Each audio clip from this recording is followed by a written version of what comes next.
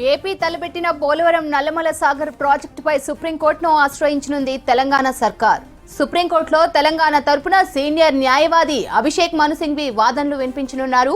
ముందుగా అభిషేక్ మను సింఘ్వితో భేటీ కానున్నారు మంత్రి ఉత్తమ్ సహా ఇరిగేషన్ అధికారులు.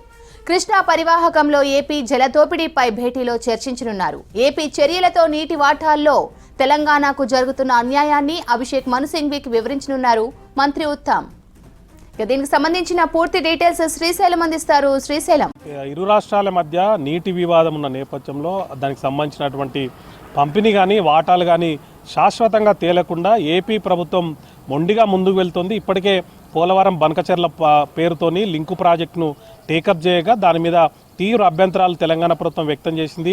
కేంద్రానికి సైతం ఫిర్యాదు చేసింది. ఈ నేపథ్యంలో బనకచెర్ల ప్రాజెక్టు నుంచి వెనక్కి తగ్గినటువంటి ఏపీ ప్రభుత్వం అదే టైంలో బనకచెర్ల వరకు నీటిని తీసుకుపోకుండా పోలవరం నుంచి బొల్లాపల్లి వరకు నీటిని తీసుకుపోయి అక్కడి నుంచి నల్లమల సాగర్కు నీటిని తరలించాలని మరో కొత్త ప్రాజెక్టును పోలవరం నల్లమల సాగర్ పేరుతోని తెర మీద తీసుకొచ్చింది.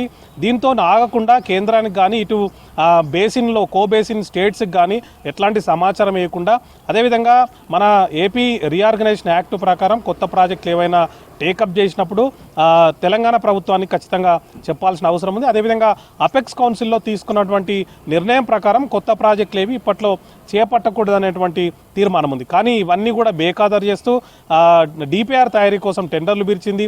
దీని మీద తెలంగాణ ప్రభుత్వం సీరియస్గా తీసుకుంది. దీని మీద సుప్రీంకోర్టుకు వెళ్ళాలని నిర్ణయం తీసుకుంది. ఈ నిర్ణయంలో భాగంగా ఈరోజు మధ్యాహ్నం 12 గంటలకు ఢిల్లీలో ఇరిగేషన్ శాఖ మంత్రి ఉత్తమ్ కుమార్ రెడ్డి అక్కడ ఉన్నటువంటి సీనియర్ అఫీషియల్స్ అందరితో కూడా ఇరిగేషన్ సంబంధించినటువంటి అఫీషియల్స్తో ఒక సన్నాహక సమావేశం నిర్వహిస్తున్నారు. దాని తర్వాత ఈ కేసును వాదించబోతున్నటువంటి సీనియర్ న్యాయవాదిగా ఉన్న అభిషేక్ మను సింఘ్వితో కూడా ఉత్తమ్ కుమార్ రెడ్డి భేటీ కాబోతున్నారు. ఈ భేటీలో ప్రధానంగా నల్లమల సాగర్ గురించినటువంటి అంశాలతో పాటు తెలంగాణకు ఏపీకి ఉన్నటువంటి నీటి వివాదం, తెలంగాణకు రావాల్సినటువంటి నీటి వాటాలకు సంబంధించిన అంశం మీద చర్చించే అవకాశం ఉంది. దాంతోపాటు దశాబ్దాలుగా ఇప్పుడు కృష్ణా కానీ గోదావరి కానీ బేసిన్ అనేది తెలంగాణ రాష్ట్రంలో ఎక్కువ ఉన్నప్పటికీ కూడా నీటి యూటిలిటీ కానీ లేకపోతే నీటిని ఎక్కువగా తీసుకుపోయింది ఏపీ ప్రభుత్వం అనేటువంటి అంశాన్ని ఆయన దృష్టికి తీసుకురాబోతున్నారు. దాంతోపాటు సుప్రీంకోర్టులో తెలంగాణ ప్రభుత్వం తరఫున ఏ అంశాల మీద ఎక్కువగా ఫోకస్ చేయాలి, ఏ అంశాలను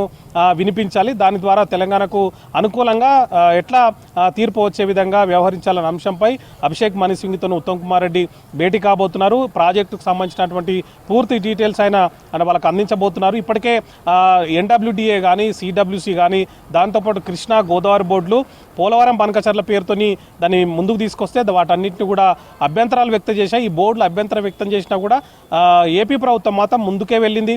బనకచెర్లకు కూడా డిపిఆర్ తయారీ కోసం టెండర్లు పిలిచింది. కానీ తెలంగాణ ప్రభుత్వం నుంచి వచ్చినటువంటి ఒత్తిడి కానీ అదేవిధంగా కేంద్ర సంస్థల అభ్యంతరాలతోని కొంత వెనక్కి తగ్గినట్టే కనిపించినా కూడా కొత్త పేరుతోని నల్లమల సాగర్ పేరుతోని మళ్ళీ తెర మీద తీసుకొచ్చింది. దీని మీద కూడా తెలంగాణ ప్రభుత్వం సీరియస్ అయిందని తెలుస్తుంది. అందులో భాగంగానే ఖచ్చితంగా ఆ ప్రాజెక్టును అడ్డుకోవాలనేటువంటి ఉద్దేశంతో ఢిల్లీలో సుప్రీంకోర్టును ఆశ్రయించాలనే నిర్ణయానికి వచ్చింది. దీనిలో భాగంగానే ఈరోజు ఉత్తమ్ కుమార్ రెడ్డి ఢిల్లీలో ఉన్నారు.